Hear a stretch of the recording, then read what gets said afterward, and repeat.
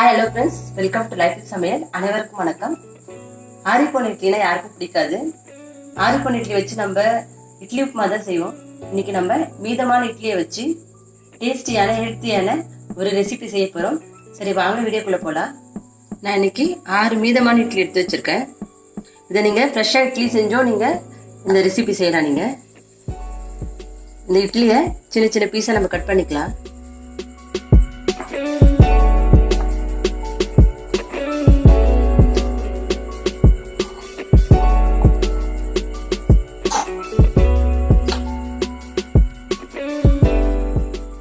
எல்லா இட்லியும் இந்த மாதிரி சின்ன சின்ன பீஸா கட் பண்ணிக்கோங்க.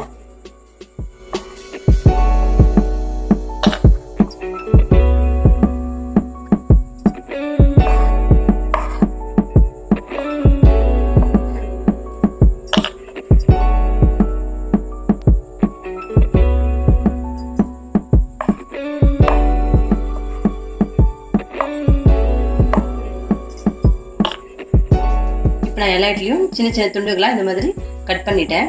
இதை வந்து எண்ணெயில் நம்ம பொரிச்சுக்கலாம். நீங்க ஒரு வானலியில் எண்ணெய் ஊற்றி வச்சிருக்கேன். எண்ணெய் நல்லா ஹை ஃப்ளேம்ல இருக்கணும், நல்லா சூடா இருக்கணும். இப்போ நம்ம எடுத்து வச்சுக்க இட்லி பீஸை தனித்தனியா போட்டுக்கலாம்.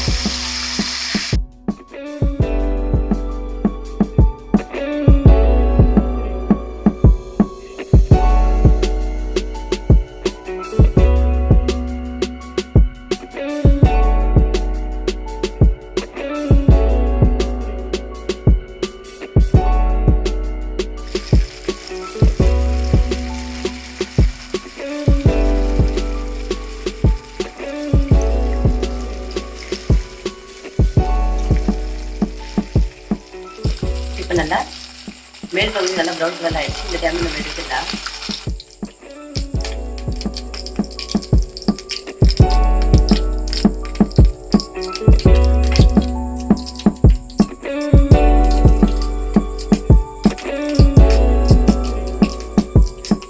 இப்போ நம்ம எல்லா இட்லி துண்டையும் நல்லா எண்ணெயில பிடிச்சி வச்சிட்டோம்.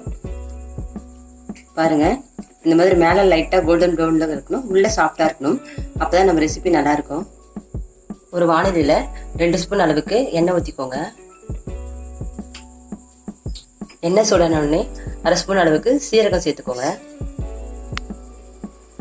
சீரகம் பொரிஞ்ச உடனே ஒரு பச்சை மிளகாவை தூள அரைஞ்சி வச்சிருக்கேன், அதையும் இது கூட சேர்த்துக்கோங்க.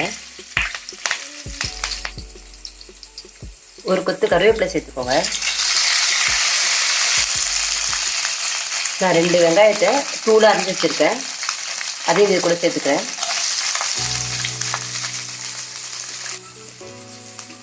ஆனால் வெங்காயம் நல்லா கோல்டன் ப்ரௌன் கலர் ஆகிற வரைக்கும் நல்லா வதக்கிக்கலாம்.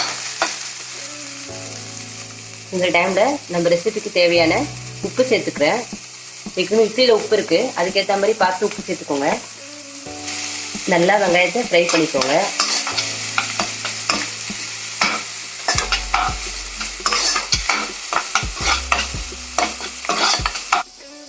வெங்காயம் நல்லா ஃப்ரை ஆகிடுச்சு. இந்த டைமில் நான் ஒரு பெரிய தக்காளியை கட் பண்ணி வச்சிருக்கேன் தூளா, அதையும் இது கூட சேர்த்துக்கிறேன்.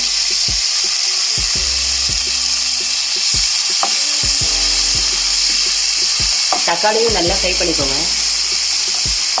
நல்லா சுருள வரணும். நீங்கள் வேணும்னா தக்காளிக்கு பதிலாக டொமேட்டோ சாஸ் கூட ஒரு 2 ஸ்பூன் சேர்த்துக்கலாம். இப்போ தக்காளி நல்லா ஃப்ரை ஆகிடுச்சு. இந்த டைமில் நம்ம மசாலா சேர்த்துக்கலாம். நான் இன்னைக்கு 1/4 ஸ்பூன் அளவுக்கு மஞ்சள்தூள் சேர்த்துக்கிறேன். 1 ஸ்பூன் அளவுக்கு தனியாத்தூள், ஒரு 1/2 ஸ்பூன் அளவுக்கு தனி மிளகாத்தூள் சேர்த்துக்கிறேன். ஏற்கனவே பச்சை மிளகாய் போட்டிருக்கோம், அதுக்கேற்ற மாதிரி நான் மிளகாத்தூள் போடுறேன். உங்களுக்கு காரம் அதிகமாக வேணா நீங்கள் மிளகாத்தூள் சேர்த்துக்கோங்க. இப்போ நான் 1 ஸ்பூன் அளவுக்கு சோயா சாஸ் சேர்த்துக்கிறேன். எல்லாத்தையும் சேர்த்து நல்லா ஃப்ரை பண்ணிக்கோங்க.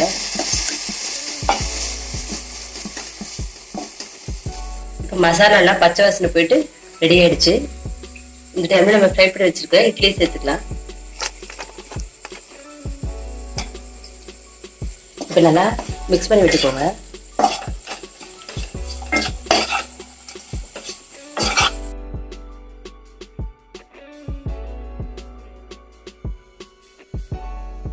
சில்லி இட்லி சூப்பரா ரெடி ஆயிடுச்சு. இந்த மாதிரி நீங்க செஞ்சு கொடுத்தீங்கன்னா எல்லாருமே விரும்பி சாப்பிடுவாங்க, வேணான்னு சொல்ல மாட்டாங்க. இதை வந்து நீங்க மீதமான இட்லியில செஞ்சீங்கன்னு சொன்னா யாருமே நம்ப மாட்டாங்க, அந்த அளவுக்கு டேஸ்டியா இருக்கும். ஓகே ஃப்ரெண்ட்ஸ், நம்ம டேஸ்டியான சில்லி இட்லி சூப்பரா ரெடி ஆயிடுச்சு. நீங்களும் உங்க வீட்டுல இதை ட்ரை பண்ணுங்க. ட்ரை பண்ணி பார்த்துட்டு இந்த ரெசிபி எப்படி இருந்துச்சுன்னு சொல்லிட்டு நம்ம லைஃப் இஸ் சமையல் சேனலுக்கு கமெண்ட் பண்ணுங்க. இந்த ரெசிபி பிடிச்சிருந்தா நம்ம லைஃப் இஸ் சமையல் சேனலை சப்ஸ்கிரைப் பண்ணுங்க, லைக் பண்ணுங்க, ஷேர் பண்ணுங்க. Okay friends, thank you, see you soon.